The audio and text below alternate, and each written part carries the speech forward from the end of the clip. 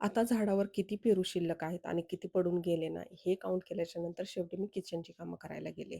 आता स्वतःला रोज क्लिन्झिंग आणि फेशियल करू ना करू, पण किचनला तर आपण नेहमी क्लिन्झिंग आणि फेशियल देत असतो. आणि तेच क्लिन्झिंग आणि फेशियल दिवसातून किती वेळा आपण किचनला देतो ना, त्याचा पण काउंट फिक्स नसतो. आता किचनची सगळी कामं आवरल्यावर ना, रोजच मी विचार करत असते, आज स्किन केअर रुटीन फॉलो करणार. पण तसं होत नाही. कधी-कधी तर माझं स्किप होऊन जातं आणि कधी-कधीच मी फॉलो करते.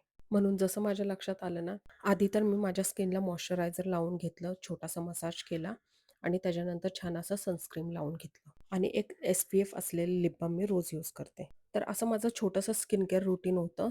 जसं-जसं मी त्याच्यामध्ये काय-काय नवीन गोष्टी ॲड करत जाईल ना, तसं तुम्हाला अपडेट देतच राहील.